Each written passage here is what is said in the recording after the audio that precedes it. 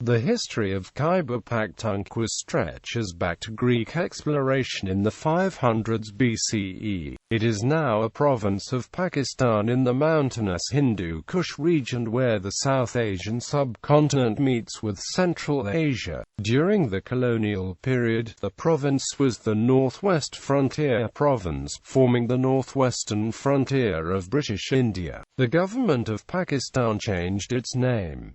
Pre-modern history. Iranians dominated the whole Indus Valley in the early history of Khyber Pakhtunkhwa. At some point after 516 BCE, Darius Hystaspes sent Silax, a Greek seaman from Kayanda, to explore the course of the river. Darius Hystaspes subsequently subdued the races dwelling west of the Indus and north of Kabul. Gandhara, the modern district of Peshawar, was incorporated into a Persian satrapy, and the Asakanoi, with the tribes farther north on the Indus, formed a special satrapy, that of the Indians.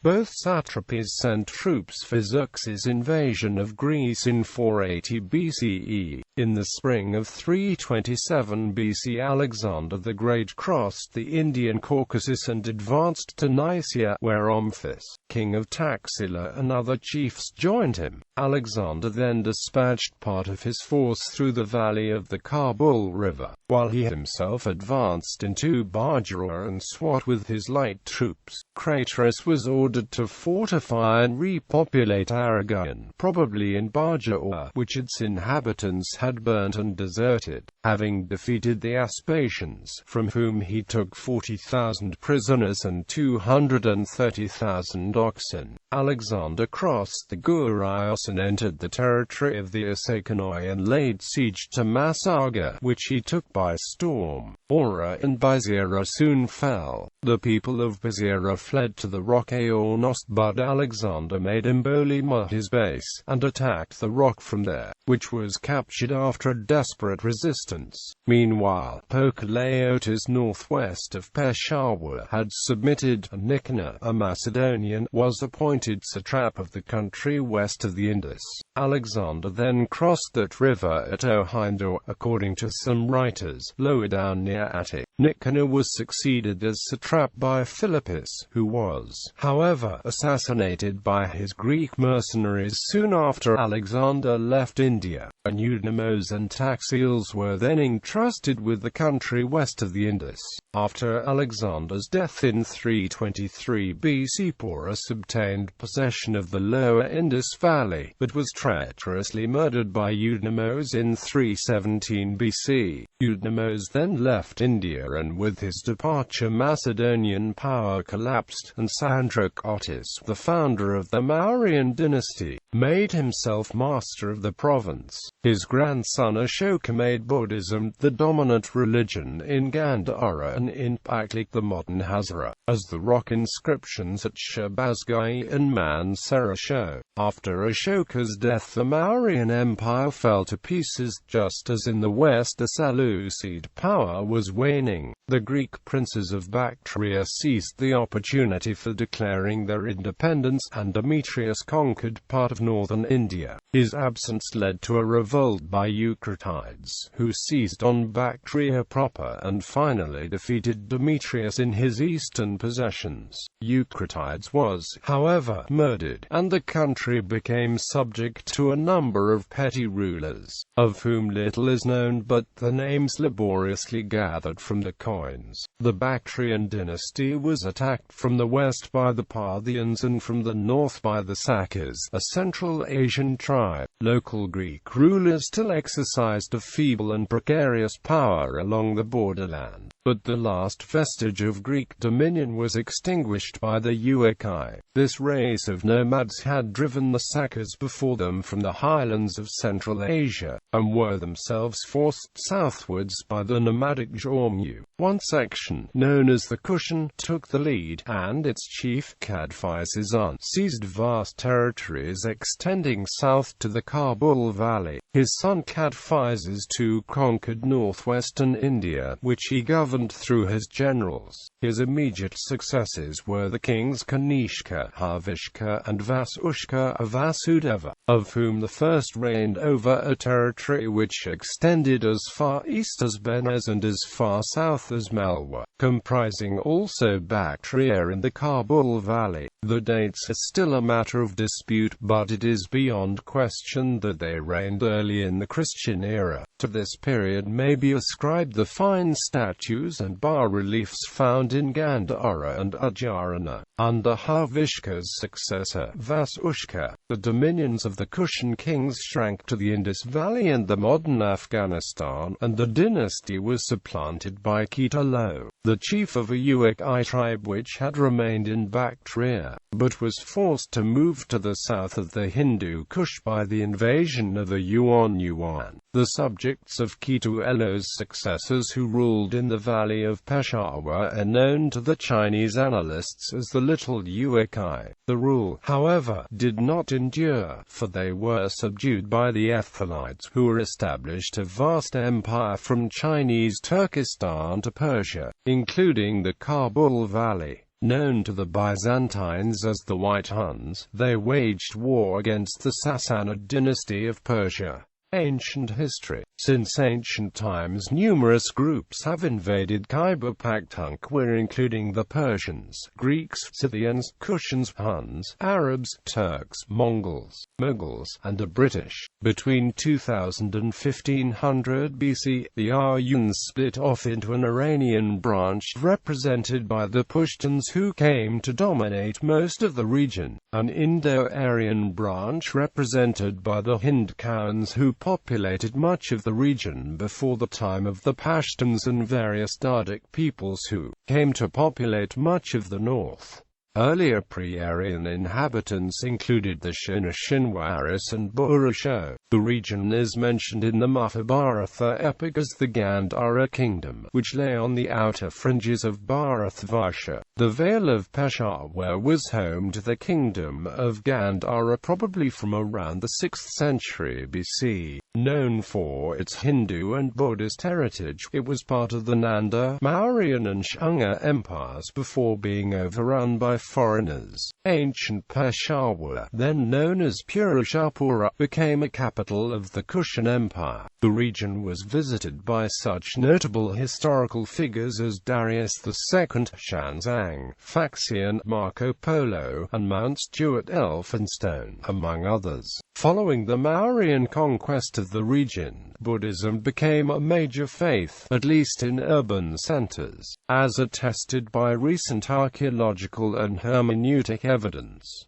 Kanishka, a prominent Kushan ruler, was one of the prominent Buddhist kings. Rural areas retained numerous shamanistic faiths, as evident with the Kalash and other groups. The roots of Pashtunwali of the traditional code of honor followed by the Pashtuns is also believed to have pre-Islamic origins. Persian invasions left small pockets of Zoroastrians, and, later, a ruling Hindu elite established itself during the Shahi period.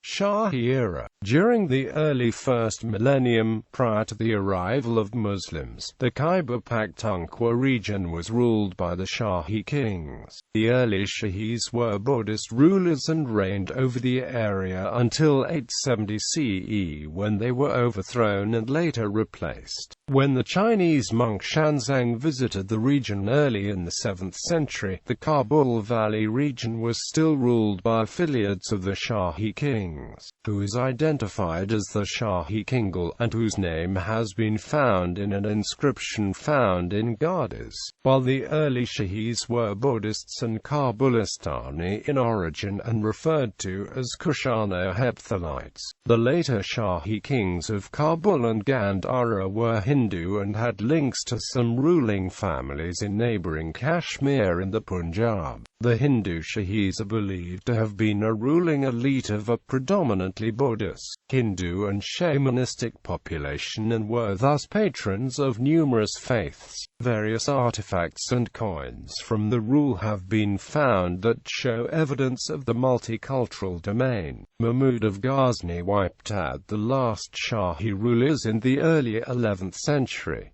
Arrival of Islam. Hinduism, Zoroastrianism, Buddhism and Shamanism were the prominent religions in the region until Muslim Arabs and Turks conquered the area before the 2nd millennium CE. Over the centuries some migrations took place by the local population, which mainly consisted of Hindus and Buddhists, while those remaining converted to Islam. Local Pashtun and Dardic tribes converted to Islam, while retaining some local traditions such as Pashtunwali of the Pashtun Code of Honor. Ghaznavid Empire. Khyber Pakhtunkhwa was part of larger Islamic empires from 963 to 1187, including the Ghaznavid Empire headed by Sultan Mahmud of Ghazni and the Empire of Muhammad Shahabuddin Ghari, who reigned from 1202 to 1206.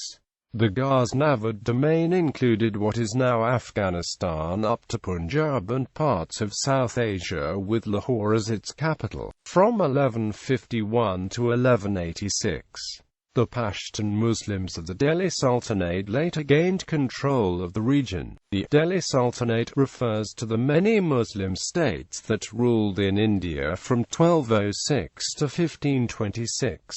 Several Turkic and Pashtun dynasties ruled from Delhi, instead of from Lahore: the Mamluk dynasty, the Khilji dynasty, the Tughlaq dynasty, the Sayyid dynasty, and the Lodi dynasty. Modern history. The Hephalites Toramana and Mihirakula ruled northern India from Sagala, which may have been Sialkot in the Punjab. Mihirakula penetrated far into India, but about 528 was defeated by a confederacy of Indian princes under Yasodaman, and was driven back to the Punjab and Indus Valley. There were two distinct streams of Muslim invasion towards India. The earlier resulted in the conquest of Khorasan, but although Kabul had been assailed as early as 655 and made tributary in 683, it regained its independence before 700, and the stream of invasion was deflected towards Multan and Sindh. Ghazni was only taken in 870, and in 902 Kashmir forces deposed Ohind, the rebellious ruler of Udabandapura, and gave his kingdom to Toramana, son of Lalia, with the title of Kamaluka, the Kamalu of Muslim historians. In 974 Piran, the slave governor of Ghazni, repulsed a force sent from India to seize that stronghold. Then in 977 Subuktigin, his successor, became virtually independent and founded the dynasty of the Ghaznavids. In 986 he raided the Indian frontier, and in 988 defeated Jaipal with his allies at Lagman. Soon afterwards he took control of the country as far as the Indus, placing a governor of his own at Peshawar. Mahmud of Ghazni, Subuktigin's son, having secured the throne of Ghazni, again defeated Jayapala in his first raid into India, Battle of Peshawar, and in a second expedition defeated Anampal, both near Peshawar. He also raided the Pashtuns, a name that now appears for the first time as that of a people living in the hills between Ghazni and the Suleiman Range. The present territories of the northwest frontier province, excluding Hazara, thus formed part of the Ghaznavid Empire. In 1179, Muhammad of Ghor took Peshawar, capturing Lahore from Khusru Malik 2 years later. After Muhammad's assassination in 1206, his able general Taj-ud-Din Yildiz established himself at Ghazni with his real stronghold in the Kurram Valley until he was driven into India by the Khwarizmis in 1215. The latter were in turn overwhelmed by the Mongols in 1221, when Jalaluddin Khwarizmi, defeated on the Indus by Genghis Khan, retreated into the Sindh Sagar Doaba, leaving Peshawar and other provinces to be ravaged by the Mongols. However, in 1224 Jalaluddin appointed Saifuddin Hasan, the Caliph, as ruler of Ghazni. To this territory Saifuddin added Karman and Banian, which gained its independence in 1236. In that same year, Al-Tamsha set out on an expedition against Banian, but he was compelled by illness to return to Delhi. After his death, Saifuddin attacked Multan only to be repulsed by the feudatory of Uch. 3 years later, in 1239, the Mongols drove him out of Ghazni and Karam, but he held on to Banian. In his third attempt to take Multan in 1249, he was killed. His son Nasir-ud-Din Muhammad became a feudatory of the Mongols, retaining Banian. 11 years later, in 1260, Nasir-ud-Din Muhammad arranged an alliance through his daughter and a son of Ghiyas-ud-Din Balban, reconciling the Mongol sovereign with the court of Delhi.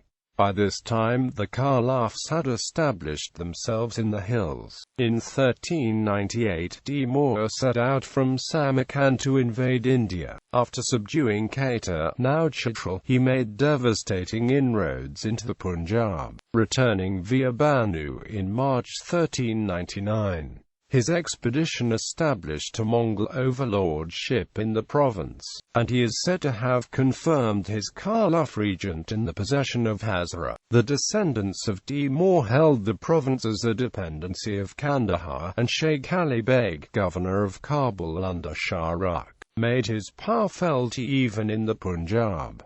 But with the decay of the Timurid dynasty, the hold on the province relaxed. Meanwhile, the Pashtuns rose in power. Implacably hostile to the Mongols, they now appeared as a political factor. At the close of the 14th century, they were firmly established in the present seats south of Kohat, and in 1451 Balal Lodi's accession to the throne of Delhi gave them a dominant position in northern India. Somewhat later, Babur's uncle, Mirza Ulu Beg of Kabul, expelled the Kashi from his kingdom, and compelled them to move eastwards into Peshawar, Swat and Bajor. After Babar had seized Kabul, he made his first raid into India in 1505, marching down the Khyber, through Kohat, Banu's Isakil, and the Derajat, returning by the Sakhi-Sarwar Pass. About 1518 he invaded Bajor and Swat, but was recalled by an attack on Badakhshan. Mughal Era. In 1519, Babur's aid was invoked by the Gijyanis against the Umarkil de Lazaks, and his victory at Panipat in 1526 gave him control of the province. On his death in 1530, Mirza Kamran became a feudatory of Kabul. By his aid, the Gwariakels overthrew the Lazaks, who were loyal to Humayun, and thus obtained control over Peshawar. But about 1550, Gaju Khan, at the head of a grand confederation of the Kakakels, defeated the Gwariakels at Sheikh Tapur. Humayun, however, had now overthrown Kamran, and in 1552 he entered Peshawar, which he garrisoned strongly, so that Gaju Khan laid siege to it in vain. Nevertheless, the Mughal hold on these territories was weak and often precarious.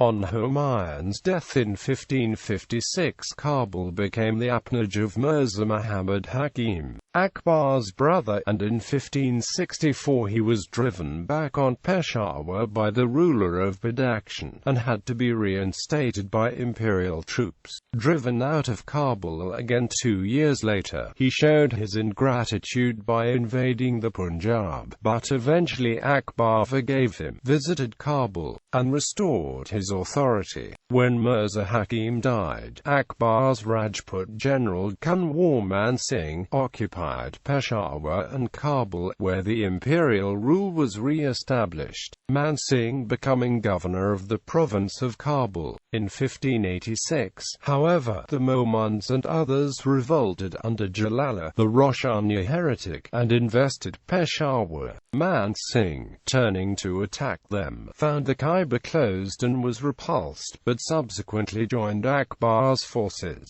Meanwhile, the Yusufzai Mandor Pashtuns had also fallen under the spell of the Roshania heresy, and about 1587 Zain Khan Kokaltash was dispatched into Swat and Bajor to suppress them. The expedition resulted in the disastrous defeat of the Mughals, Birbal, Akbar's favorite, being killed. In 1592 the Pashtuns invested Peshawar, but Zain Khan relieved the fortress, and in 1593 overran Tirah, Swat and Bajor. The Roshanias, however, were still far from subdued. Tirah was the great stronghold, and about 1620 a large Mughal force met with a severe defeat in attempting to enter that country by the Sampaga Pass. 6 years later Idad, the Roshania leader, was killed, but Jahangir's death in 1627 was the signal for a general Pashtun revolt, and the Roshanias laid siege to Peshawar in 1630, but distrusting their Afghan allies retreated to Tirah. Mughal authority was thus restored, and Tirah was invaded and pacified by the imperial troops in an arduous campaign. Shah Jahan, however, attempted to govern the Pashtuns despotically and caused great discontent. Nevertheless,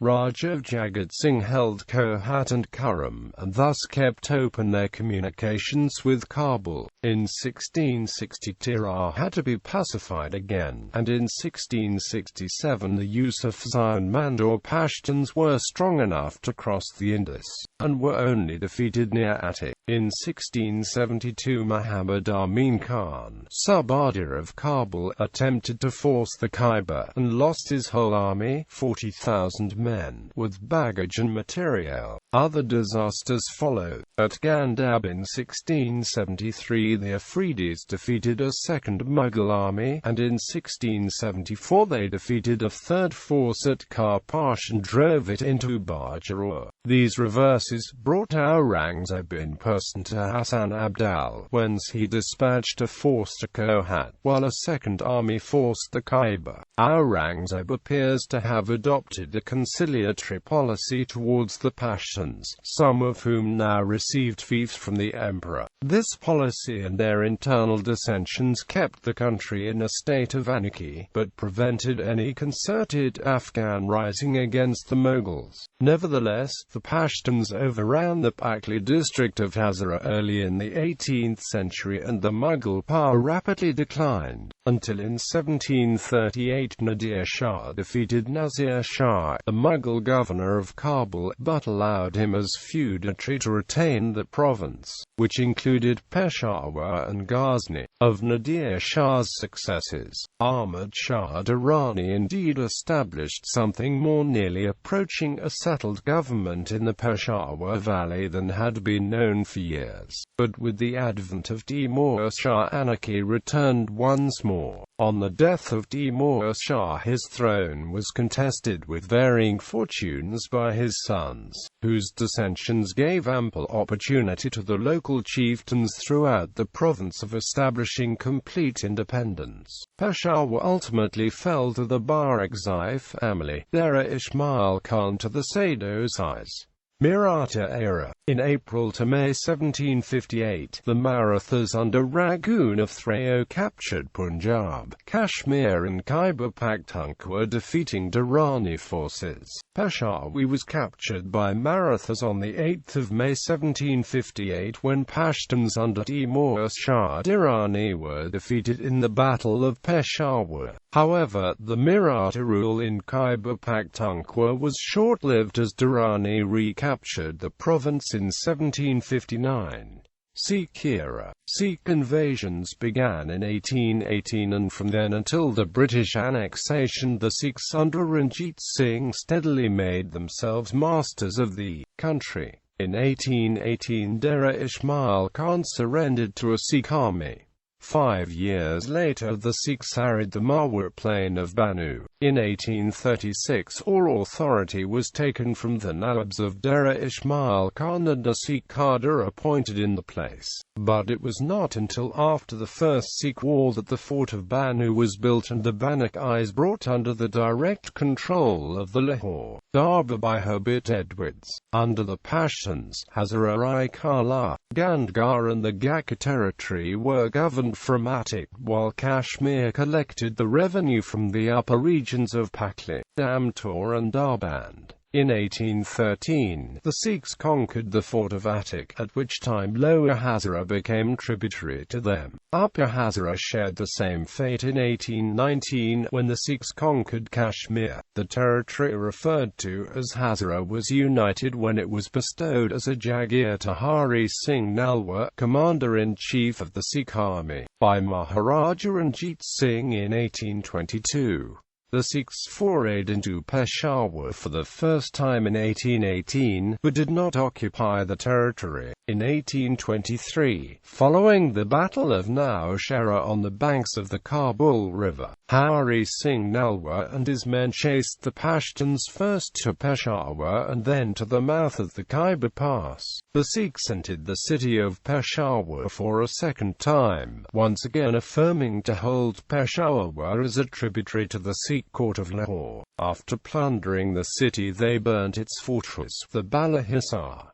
The Sikh occupation of Peshawar in 1834 was executed in a most unusual manner. By 1836, with the conquest of Jamrud, the frontier of the Sikh kingdom bordered the foothills of the Hindu Kush mountains and the Khyber Pass formed its western boundary. The death of Hari Singh in battle with the Pashtuns near Jamrud in 1837 brought home to Ranjit Singh, now nearing the close of his career, the difficulty of administering his frontier acquisitions. On his death the Sikh policy was changed. Turbulent and exposed tracts, like Hashtnagar and Miranzai, were made over in Jaghir to the local chieftains, who enjoyed an almost complete independence, and a vigorous administration was attempted only in the more easily controlled areas. Of the Sikh governors, the best remembered for his bravery is Hari Singh Nalwa, and that for his cruelty and barbaric executions is Ranjit Singh's Italian general, Avatabile. The most significant contributions of Sikh rule to this region were the city of Haripur, the first planned city in this entire region, and the forts of Sumurgarh and Fatehgarh.